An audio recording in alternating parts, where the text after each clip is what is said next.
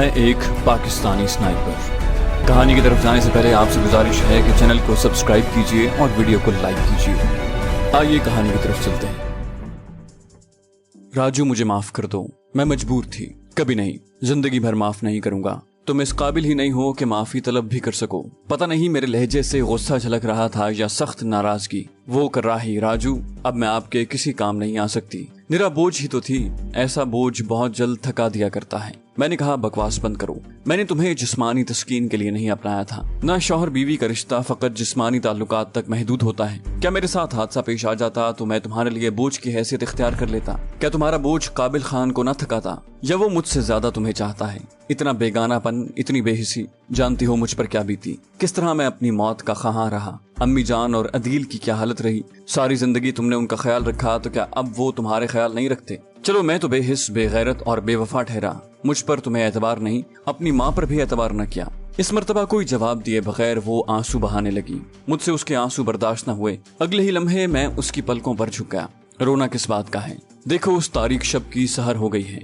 मैं आ गया हूँ। अब तुम्हें आंसू बहाने की जरूरत नहीं है। मैं सारी जिंदगी तुम्हारा ख्याल रख सकता हूँ। तुम्हारा बोझ है ही कितना कि मुझे उठाने में तकलीफ होगी। क्या तुम्हें मेरी मोहब्बत में शुबा था या मेरे खुलूस में कोई कमी आई थी? कोई जवाब दिए बगैर उसने अपनी बाहें मेरे गले में हमायल की। कोई बात किए बगैर वो अपने जज्बात का इजहार करती रही। न जाने किस वक्त गाने बजाने की महफिल इख्तिताम पजीर हुई। फिर दरवाजे पर दस्तक होने लगी और होती रही, मगर मैं वहीं बैठा रहा। दस्तक देने वाले थक कर लौट गए थे। सुबह तक उसका सर अपने जानों पर रख कर मैं बैठा रहा और अजान की आवाज सुनकर गुस्ल खाने की तरफ बढ़ गया। नमाज के बाद एक बार फिर दस्तक की आवाज सुनाई दी। मैंने आगे बढ़कर दरवाजा खोला। वो काबिल खान था। काबिल खान, मैं तुमसे बात नहीं करना चाहता। दरवाजे पर खड़े खड़े उसने लज्जाजत से कहा, ज़ीशान भाई, मेरी सिर्फ एक बात सुन लें। उसे कोई जवाब दिए बगैर मैं खामोशी से जमीन की तरफ देखने लगा। मेरी खामोशी से शह पाकर वो गोया हुआ। ये उसका अपना फैसला था। इसने मुझसे कसम ली थी कि अगर मैंने इसके बारे में किसी से बात की तो वो मुझे कभी माफ नहीं करेगी। मैंने इसे अपनी बहन कहा था, और छोटी बहन की बात को मैं कैसे रद्द करता।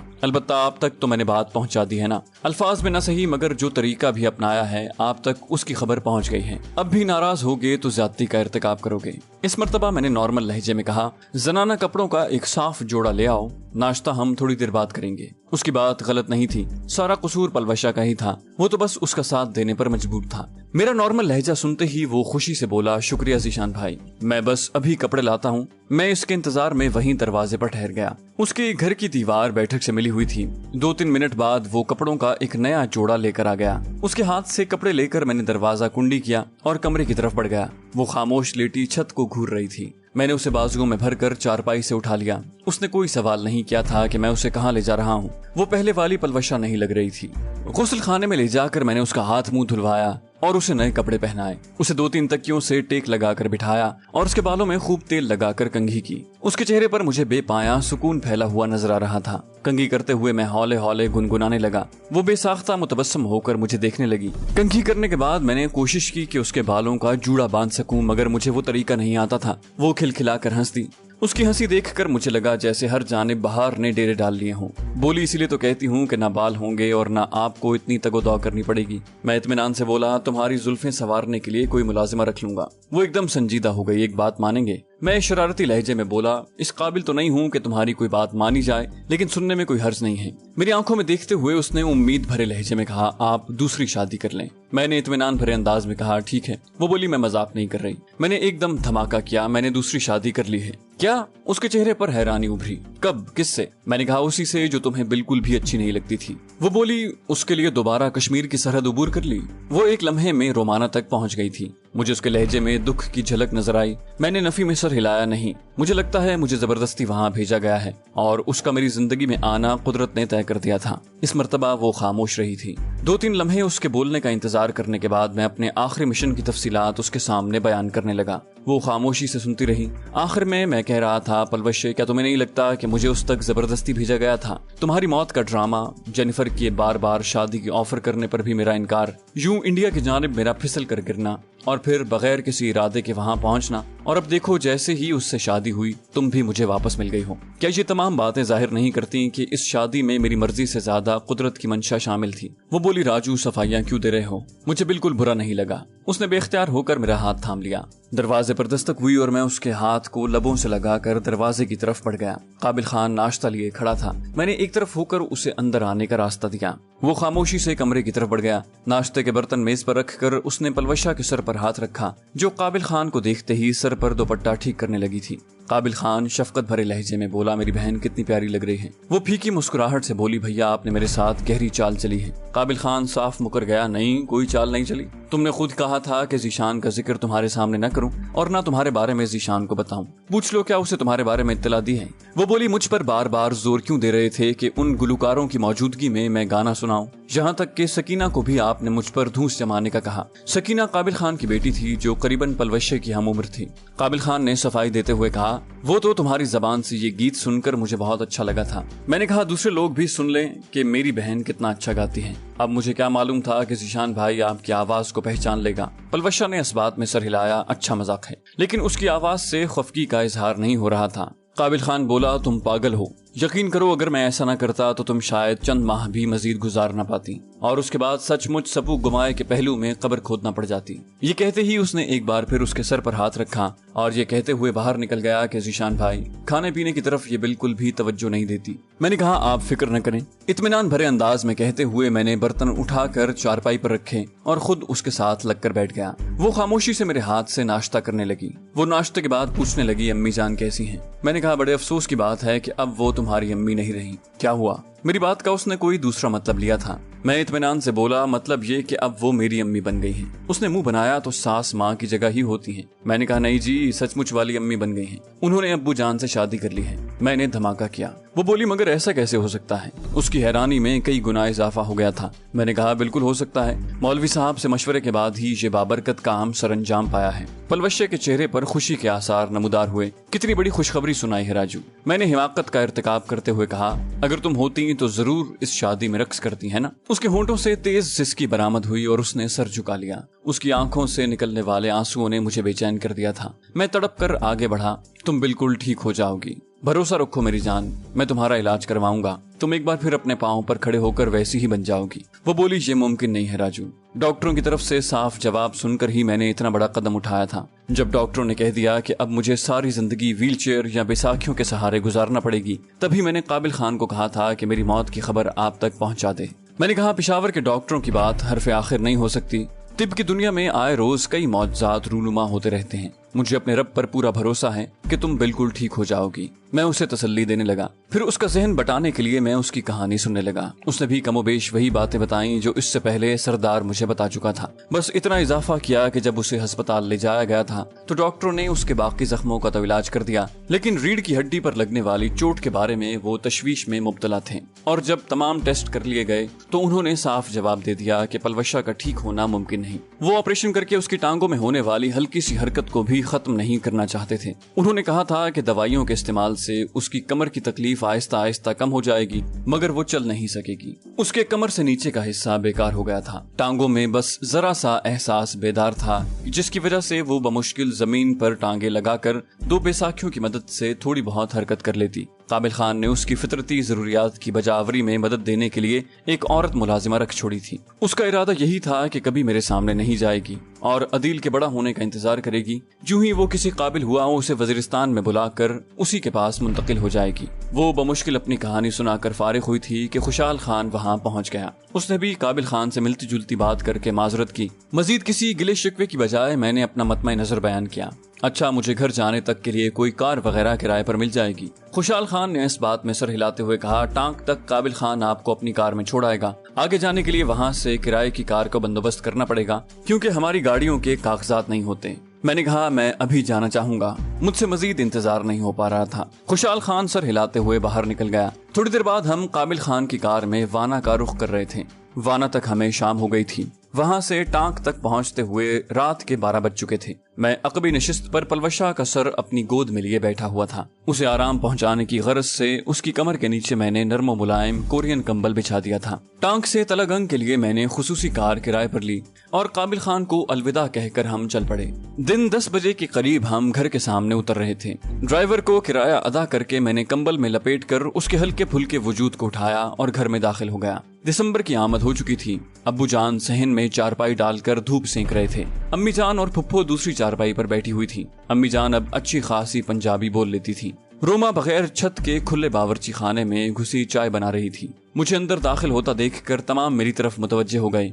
उन्होंने मेरे बाजुओं में मौजूद पलवशा के वजूद को हैरानी से देखा। पलवशा ने मेरी छाती में सर छुपाया हुआ था। करीब पहुंचते ही मैंने कहा, अम्मी जान जगह दें। फुप्पो और अम्मी जान ने फौरन ही चारपाई खाली कर दी। मैंने झुककर आहिस्तगी से पलवशा को चारपाई पर लिटाया। उसका चेहरा नजर आते ही अम्मी जान के मुंह से जोरदार चीख निकली। मेरी पलवशे! वो बेसाख्ता उससे लिपट गई थी। रोमा भी हैरान होकर बावर्ची खाने से निकल आई थी। वो जज्बाती मिलाप काफी देर जारी रहा। पलवशा को देखकर भी मुझे रोमा के चेहरे पर परेशानी की बजाय खुशी ही नजर आई थी। बिला शक व शुबा वो निहायत ही मुखलिस थी। इसी असना में अदील भी आधी छुट्टी पर घर पहुंच गया था। अपनी बाजी को देखकर वो खुशी से बावला हो गया था। हमारे घराने को एक बार फिर बड़ी खुशी मिली थी। जोहर की अजान सुनकर हमें वक्त के गुजरने का एहसास हुआ। मैं और अब्बू जान मस्जिद की तरफ बढ़ गए। दोपहर को सहन में साया उतरते ही मैंने पलवशा को गोद में उठाया और उसी कमरे ले जाकर सुला दिया जो जाने कब से अपने मकीन के लिए चश्म बराह था। सेज को देखकर वो एक बार फिर रोने लगी। मैंने कहा, पागल नहीं बनते। मैंने उसे हल्के से डांटा। रोमा ने उसके साथ बैठते हुए उसका हाथ थामा और पुरखुलूस लहजे में बोली, मेरी छोटी सी बहन, बिल्कुल ठीक हो जाओगी। रात को वो मुसर हुई कि मैं रोमा के साथ जाकर सो जाऊं। मैं इत्मीनान से बोला, हाँ हाँ बारी बारी। वो कर रहा ही, मैं आपके किस काम की। मैंने कहा, बकवास करने की जरूरत नहीं है। उसे डांट कर मैं उसके साथ लेट गया। रात भर मैं उसके साथ बातें करता रहा। सुबह सवेरे मैं यूनिट जाने के इरादे से घर से निकल आया था। सरदार और बाकी दोस्तों को मिलकर मैंने पलवशा की जिंदगी की खबर सुना दी। तमाम हैरान रह गए थे। थोड़ी देर उनसे गपशप करने के बाद मैंने पलवशा की सिक रिपोर्ट बनवाई और वापसी की राह ली। रात को मैं रोमा के साथ था, मगर घंटा भर मेरे साथ गुजार कर वो पलवशा के कमरे में घुस गई और बकिया रात उसके साथ गुजारी। एक दिन में वो पलवशा के बहुत करीब आ गई थी। पलवशा जरा चिड़चिड़ी और खफा खफा लगती थी, मगर रोमा बगैर नाक भूं चढ़ाए जबरदस्ती उसकी खिदमत करती। अब पलवशा को संभालने वाले कई मौजूद थे। काबिल खान उसके साथ जितना भी मुखलिस होता, उसकी वैसी खिदमत नहीं करवा सकता था। उसकी सगी माँ जो उस पर जान छिड़कती थी, फुप्पो जान जिसे उसने पहले ही दिन से अपनी साहिराना शख्सियत के जेरे असर कर लिया था, मुखलिस रोमाना जो उसकी जिंदगी की खबर पाकर उतनी ही खुश थी जैसे पलवशा उसकी सगी बहन हो, और फिर मैं खुद कि मेरे लिए वो सांस जितनी अहम थी। अगले दिन मैंने ओवैस से उसकी कार मांगी क्योंकि अब मुझे पलवशा के साथ बार बार अस्पताल जाना पड़ता। पलवशा के साथ अम्मी जान और फुप्पो भी चल पड़ी थी। रोमा ने भी साथ चलने की ख्वाहिश की थी, मगर मैंने उसे मना कर दिया था। घर में भी किसी की मौजूदगी तो जरूरी थी। MH रावलपिंडी इलाज की जदीद सहूलियात से मुज़य्यन अस्पताल है। अगले 1-2 हफ्ते पलवशे के मुख्तलिफ टेस्ट हुए। मुझे काफी उम्मीद थी, लेकिन जब डॉक्टरों ने तमाम रिपोर्टें देखी तो नफी में सर हिलाकर नाकामी का इजहार कर दिया। मेरे दिल में जैसे कोई चीज टूट गई थी। क्या अब मैं अपनी पलवशे को कभी चलते हुए न देख पाता? क्या अब वो हमेशा मोहताजी की जिंदगी गुजारती रहती? क्या चारपाई उसका नसीब बन गई थी? मेरे चेहरे पर छाई मायूसी देखकर उसने सर झुकाया और उसकी प्यारी आंखों से पानी के कतरे टपकने लगे। मेरा दिल जैसे गम से भर गया था। घर जाकर मैंने उसे कमरे में लिटाया, लेकिन मेरे पास उसे तसल्ली देने के लिए कोई लफ्ज मौजूद नहीं था। रोमा साथ बैठकर उसकी दिलजूई में लग गई थी। मैं दिल गिरफ्तार सा घर से निकल आया। उवैस के पास जाकर मैं उसे अपना दुख सुनाने लगा। मैं अपनी पलवशा की हालत पर रो रहा था। बातों बातों में वो कहने लगा, यार वैसे जरूरी तो नहीं कि पाकिस्तान में इलाज ना हो सके तो बाहर के डॉक्टर भी नाकाम हो जाएं। उसकी बात सुनकर एकदम मेरे दिमाग में जेनिफर की सूरत उभरी। अगले ही लम्हे मोबाइल फोन निकाल कर मैंने उसका नंबर डायल किया। उस वक्त दोपहर के 4 बज रहे थे, गोया अमेरिका में सुबह 7 बजे का वक्त होना था। दूसरी तीसरी घंटी पर जेनी की नींद में डूबी आवाज आई, जी इतना सवेरे क्यों कॉल की? मैंने सबसे पहले उसके कानों में खुशखबरी उंडेली, जेनी जानती हो पलवशा जिंदा है। वो बोली, क्या, कैसे? सच? मुबारक हो। उसकी आवाज से गुनूदगी गायब हो गई थी। मैंने कहा, हाँ जेनी, मगर उसके साथ पेश आने वाले हादसे में उसकी रीढ़ की हड्डी में गहरी चोट लगी है। अब वो बैसाखियों के सहारे चलती है, जहाँ पाकिस्तान में डॉक्टरों ने उसके इलाज से जवाब दे दिया है। उसने मुखलिसाना मशवरे में एक लम्हा नहीं लगाया था। जी उसे अमेरिका ले आओ, मुझे उम्मीद है वो ठीक हो जाएगी। बल्कि ऐसा करो, तुम फौरन ही उसकी रिपोर्ट्स की तस्वीर बनाकर मुझे व्हाट्सएप कर दो। मैं यहाँ माहिरीन से मशवरा करती हूँ। मैं बस 10 मिनट में तमाम रिपोर्ट्स की तस्वीर भेज देता हूँ। पुरजोश अंदाज में कहते हुए मैंने राब्ता मुनक़ता किया और घर की तरफ भाग पड़ा। उवैस मुझसे पूछता रह गया कि मैंने अंग्रेजी में क्या गिटमिट की है, मगर मेरे पास उसके सवाल का जवाब देने का वक्त नहीं था। घर जाते हुए मैंने मोबाइल फोन के कैमरे से तमाम रिपोर्ट्स की तस्वीर बनाई और जेनी को भेज दी। अब मुझे उसके जवाब का इंतजार था। 2 दिनों बाद ही जेनी ने कॉल करके बताया कि डॉक्टर 100% तो नहीं, अलबत्ता काफी पुरुम्मीद हैं। باقی حتمی فیصلہ وہ ایکس رے رپورٹ اور مریض سے مل کر کریں گے۔ میں نے فوراً ہی امریکہ جانے کی تیاری شروع کر دی۔ پہلے مرحلے میں تو میں نے یونٹ جا کر کمانڈنگ آفیسر سے مل کر ساری صورتحال ان کے سامنے رکھی۔ پہلے والے کمانڈنگ آفیسر ملک عرفان صاحب چلے گئے تھے، ان کی جگہ سیکنڈ ان کمانڈ وسیم صاحب نئے کمانڈنگ آفیسر تھے۔ میرا مسئلہ سنتے ہی انہوں نے میری 2 ماہ اور چھٹی کر دی تھی، اور اس کے ساتھ ہی انہوں نے کہہ دیا تھا کہ اگر مزید بھی ضرورت ہو تو وہ مجھے چھٹی ضرور دیں گے۔ پاک آرمی میں ویسے تو زیادہ سے زیادہ اکٹھی چھٹی 2 ماہ کی مل سکتی ہے، البتہ کسی خصوصی معاملے میں 6 ماہ اور سال تک بھی کمانڈنگ آفیسر اپنے جوان کو چھٹی پر رکھ سکتا ہے۔ پلوشہ کا پاسپورٹ بنانے سے پہلے شناختی کارڈ بنانے کا مرحلہ تھا، وہ مشکل سے ابھی 18 سال کی ہوئی تھی۔ اس ضمن میں میجر اورنگزیب صاحب اور وسیم صاحب نے میری بہت مدد کی۔ میں نے دونوں بیویوں کے شناختی کارڈ بنوا لیے تھے۔ میجر اورنگزیب صاحب نے ہنستے ہوئے کہا، یار تمہیں شادی کرنے کے لیے پاکستان میں کوئی لڑکی نہیں ملی۔ اس کی بات واقعی حقیقت تھی، کیونکہ روما کا تعلق مقبوضہ کشمیر سے تھا، پلوشے وزیرستان کی تھی اور جینیفر امریکن۔ میں نے مزاحیہ انداز میں کہا، سر ایک شادی گاؤں سے بھی کی تھی، جس کی وجہ سے اب تک سر جھکا ہوا ہے۔ انہوں نے مجھے تسلی دیتے ہوئے کہا، غلطی اس کی تھی، تمہارا سر کیوں جھکا ہوا ہے؟ میں نے فلسفیانہ انداز میں کہا، سر ہمارے ہاں عورت کی بے راہ روی مرد کے کھاتے میں جاتی ہیں۔ وہ بولے، جانے دو یار گزری باتوں کو، اس کے بدلے اللہ پاک نے تمہیں 2 بیویاں دے دی ہیں، یقین مانو ہم تو ترستے ہی رہتے ہیں دوسری شادی کے لیے۔ میں نے موبائل فون جیب سے نکالتے ہوئے کہا، میرا خیال ہے تہمینہ باجی کو کال کرنی پڑے گی۔ انہوں نے دونوں ہاتھ جوڑے، یہ دیکھ رہے ہو آفیسر میں آپ کے لیے ہوں بس، اور میں مسکراتا ہوا ان کے آفس سے باہر آ گیا۔ میری ان ساری کارروائیوں سے پلوش ناواقف نہیں تھی، غیر متوقع طور پر وہ پرسکون ہو گئی تھی۔ روما اور اس کی خوب بن رہی تھی۔ روما کے خلوص کے سامنے اس ہٹ دھرم نے ہتھیار ڈال دیے تھے۔ ایک دن میں پلوشہ کے کمرے میں داخل ہوا تو اسے روما سے کشمیری زبان میں باتیں کرتے دیکھ کر حیران رہ گیا۔ مختلف زبانوں کو سیکھنے کی اس میں خاص صلاحیت موجود تھی۔ جب روما اردو میں بات کر سکتی ہے تو کشمیری زبان سیکھنے کی کیا ضرورت تھی؟ میں پلوشے کو چھیڑے بنا نہ رہ پایا۔ وہ اطمینان سے بولی، تاکہ آپ کی موجودگی میں ہم خفیہ باتیں کر سکیں۔ اس کی ناک کو مروڑتے ہوئے میں نے کہا، اچھا مجھ سے کچھ چھپاتی بھی ہو؟ وہ جھٹ سے بولی، جی ہاں بہت ساری باتیں۔ میں نے کہا، بہت گندی بچی۔ یوں بھی تمام گھر والے بشمول اس کے چھوٹے بھائی عدیل کے ہر وقت اس کی دلجوئی میں لگے رہتے۔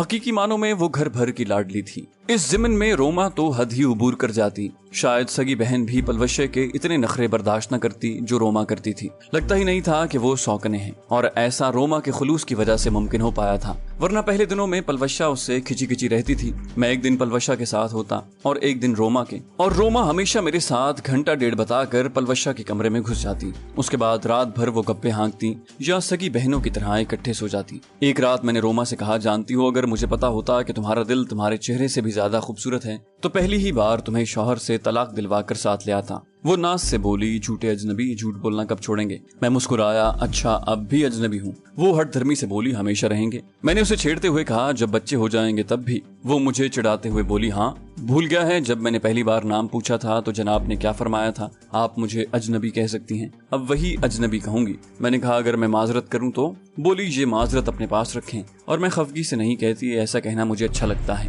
ہمیشہ اجنبی کے نام سے آپ کو سوچا ہے۔ قریب ہو کر اس نے میرے سینے پر سر رکھ دیا۔ شناختی کارڈ کے بعد میں نے پلوشے کا پاسپورٹ بنوایا اور امریکن ایمبیسی میں ویزے کی درخواست دے دی۔ جینی نے اپنے تعلقات بروئے کار لاتے ہوئے 2-3 دن کے اندر ہم دونوں کا ویزا لگوا دیا تھا۔ یوں بھی ہم علاج کے سلسلے میں امریکہ جا رہے تھے، جس کی وجہ سے کوئی خاص رکاوٹ سامنے نہیں آئی تھی۔ ایک دن ہم دونوں ہوائی جہاز میں بیٹھ رہے تھے۔ طویل پرواز کے بعد ہم نیو یارک ایئرپورٹ پر اترے۔ جینی اپنے شوہر کی ہمراہ ہماری منتظر تھی۔ شوہر کی موجودگی کو کسی خاطر میں نہ لاتے ہوئے اس نے گلے سے لگا کر بے باکی سے میرے دونوں گالوں کو چوما اور پھر پلوشے کی طرف متوجہ ہوئی۔ میری بیبی کیسی ہے؟ اس نے ویل چیئر پر بیٹھی پلوشہ کا چہرہ ہاتھوں میں بھرا اور اس کے ماتھے پر بوسہ دیا۔ پلوشہ معصومیت سے بولی، ساری رپورٹیں تو راجو نے بھیج دی تھی، اب تک ویسی ہی ہوں۔ اور جینی کھلکھلا کر ہنستی۔ اس کے شوہر کو دیکھ کر میں حیران رہ گیا تھا۔ اس نے ایک سیاہ فام سے شادی کی تھی، اس کا نام پال کلفٹن تھا۔ میرے ساتھ مونیکا کرتے ہوئے اس نے سرگوشی کی، ذیشان برادر، شکر ہے کہ تم نے جینی جیسی حسینہ کو میرے لیے چھوڑ دیا۔ وہ امریکی تھا اور ان کی تہذیب میں ایسی کوئی بھی رقیبانہ جلن موجود نہیں ہے۔ اپنی بیوی کا مجھ سے لپٹنا اور میرے بوسے لینا اس کے لیے عام روزمرہ کی بات تھی۔ اسے یہ شرم نہیں تھی کہ میں اس کی بیوی کا پرانا محبوب تھا، بلکہ وہ اس بات پر خوشی کا اظہار کر رہا تھا کہ میں نے اتنی خوبصورت لڑکی کو اس کے لیے چھوڑ دیا۔ اس کی بے تکلفی کو دیکھتے ہوئے میں نے بھی ویسا ہی انداز اپنایا تھا۔ ویسے اتنے وسیع ملک میں جینی کو تم ہی ملے ہو۔ اس نے بلند و بانگ کہہ لگایا، جینی کہتی ہے میری شکل تم سے ملتی جلتی ہے۔ میں جینیفر کی طرف مڑا، جینی اگر اس کی بات درست ہے تو یہ بات ہماری دوستی کو ہمیشہ کے لیے ختم کر سکتی ہے۔ پال نے ایک اور کہہ لگایا، जेनी नफी में सर हिलाते हुए बोली, नहीं, शक्ल की बात तो मैंने नहीं की थी। मैंने कहा था कि पॉल तुम्हारी तरह झूठ बोलता है और इसका सबूत ये अभी झूठ बोलकर दे चुका है। मैं तुर्की बतुर्की बोला, झूठा होना बर्दाश्त कर लूंगा, मगर ये शक्ल की मुमासलत वाली बात काबिल कबूल नहीं है। वहाँ से हम उनकी रिहाइश गाह में पहुंचे। हमारी आमद का सुनते ही जेनी ने अपने फ्रिज वगैरह में चिकन, गाय और बकरे वगैरह का गोश्त भर लिया था। पॉल वाकई उससे बेपनाह मोहब्बत करता था। अगली सुबह से हमारी डॉक्टरों के पास आमदोरफ्त शुरू हो गई थी। मेरे उस्ताद कर्नल जेम्स मैथनी भी अफगानिस्तान के महाज से उन्हीं दिनों लौटे थे। जेम्स साहब और जेनिफर ने हर कदम पर मेरी मदद की। उनके ताल्लुकात मेरे बहुत काम आए थे। इस मामले में पॉल भी पीछे नहीं रहा था। न्यूयॉर्क में रिहाइश का मसला यूं भी जेनी की वजह से हल हो गया था। जहां मेरे 10 रुपए खर्च होते, वहां उन लोगों की वजह से 5 ही से काम निबट गया था। पैसों की मेरे पास कमी नहीं थी। $1,00,000 तो अमरीकियों के दिए हुए मेरे अकाउंट में मौजूद थे। पलवशा के इलाज के लिए तो मैं अपनी तमाम जायदाद भी बेच सकता था। अपनी जान गिरवी रख कर भी मैं उसका इलाज करवा सकता था। इब्तिदाई रिपोर्ट्स देखते ही डॉक्टरों ने मुझे उम्मीद दिला दी थी और अमेरिका पहुंचते हुए हमें महीना होने वाला था जब पलवशे की कमर का ऑपरेशन हुआ। वो ऑपरेशन डॉक्टरों के एक पैनल ने किया था। उसमें ऑर्थोपेडिक, न्यूरोसर्जन, LS स्पाइन वगैरह के माहिर मौजूद थे। तिब के मुतालिक मैं ना तो इतनी टेक्निकल बातें जानता हूँ और ना यहाँ उन्हें दर्ज कर सकता हूँ। ऑपरेशन के मुतालिक मैंने घर बात करके बता दिया था। तमाम मसरूफे दुआ हो गए थे। न जाने क्यों मुझे रोमा की दुआओं पर सबसे ज्यादा भरोसा था। उसे मैंने खुसूसी दुआ मांगने की ताकीद की थी। ऑपरेशन काफी देर जारी रहा था। इस दौरान मैं मुसलसल ही ऑपरेशन थिएटर के सामने टहलता रहा। जेनी और पॉल भी मेरे साथ ही मौजूद थे। मुझे मालूम था कि जेनी ने वापस नहीं जाना था। इस वजह से उसकी बजाय मैंने पॉल को कहा, मेरा ख्याल है आपको घर जाकर आराम करना चाहिए। उसने मुस्कुराते हुए कहा, पागल तो नहीं हो, मैं तुम्हें जेनी के साथ अकेला छोड़कर चला जाऊं? वो माहौल वगैरह देखे बगैर हर वक्त ऐसे ही मजाक करता रहता। मैंने कहा, क्या मुझ पर एतबार नहीं? वो इत्मीनान भरे लहजे में बोला, है, मगर जेनी पर नहीं है। जेनी तपते हुए बोली, अगर तुम अगले 1 मिनट में गायब न हुए तो मैं सच में जी के साथ किसी कमरे में बंद हो जाऊंगी। पॉल फौरन ही कान दबाते हुए वहां से भाग पड़ा। जेनी मुस्कुराते हुए ज़ेरे लब बोली, गधा। मुझे भी हंसी आ गई और फिर अल्लाह के फजलो करम और तमाम की दुआओं से पलवशे का कामयाब ऑपरेशन हो गया। डॉक्टरों ने पलवशा को 15 दिन तो मुकम्मल तौर पर बेड पर लेटने का हुक्म दिया। इस दौरान उसकी दवाओं और दूसरी जरूरियात का मैंने हर लम्हा ख्याल रखा था। कभी कभी वो मेरा हाथ थाम कर आंखों से लगाकर उस पर अपने याकूती लब रख कर रो पड़ती और मैं उसे बहलाने लग जाता। 15 दिन के बाद डॉक्टरों की हिदायत पर पलवशे ने डरते डरते बेड से उठने की कोशिश की और फिर मेरा सहारा लेकर खड़ी हो गई। उस लम्हे उसके चेहरे पर मुझे वैसी ही खुशी नजर आई थी जब मुझसे निकाह करते वक्त उसके चेहरे से छलक रही थी। और फिर आहिस्ता आहिस्ता 2-3 कदम लेकर उसने मेरे गले में बाहें डालकर रोना शुरू कर दिया। उसका सर सहलाते हुए मैंने प्यार भरे लहजे में कहा था ना मेरी गुड़िया, अल्लाह के हुक्म से तुम ठीक हो जाओगी। डॉक्टर ने मुझसे मुसाफा करके मुबारकबाद दी। मेरे बाद जेनी ने पलवशा को गले से लगाकर बहुत सा प्यार किया। पलवशा ने फौरन ही घर का नंबर मिलाकर तमाम को ये खुशखबरी सुनाई थी। मुझे सबसे ज्यादा हैरानी इस बात पर हुई थी कि उसकी कॉल अम्मी जान ने वसूल की थी और उन्हें ये खबर बताने की बजाय उसने सबसे पहले रोमाना से बात करने की ख्वाहिश का इजहार किया था और सबसे पहले रोमा को ही ये खुशखबरी सुनाई थी। रात को मेरे बाजू पर सर रखकर वो हौले से बोली, राजू जानते हो ऑपरेशन से पहले मैंने क्या दुआ की थी? मैंने दिलचस्पी जाहिर की। बताओ। बोली, मैंने कहा, या अल्लाह पाक, अगर मैं ठीक हो गई तो रोमा बाजी को हमेशा सपू घुमाए जितना प्यार करूंगी। और देख लो, अल्लाह ने मेरी दुआ कबूल कर ली। रोमाना को सिर्फ मैं रोमा कहता था, बाकी तमाम उसे रोमी कहते थे। मैंने कहा, तो इसीलिए सबसे पहले उसी को ये खुशखबरी सुनाई? वो बोली, और उसने इस बात में सर हिलाया। मैंने कहा, तो अब क्या इरादा है? वो पुरअज़्म लहजे में बोली, उनकी हर बात मानूंगी, जो कहेंगी अमल करूंगी। तो दोस्तों, ये थी हमारी आज की एपिसोड। उम्मीद करते हैं आपको हमारी कहानी पसंद आई होगी। जाने से पहले इस वीडियो को लाइक कीजिए और शेयर करना मत भूलिए। कमेंट करके हमें बताइए कि आपको हमारी वीडियो कैसी लगी। और अगर अभी तक आपने इस चैनल को सब्सक्राइब नहीं किया तो इसे सब्सक्राइब कीजिए और बेल आइकन दबाकर ऑल नोटिफिकेशंस ऑन कर लीजिए।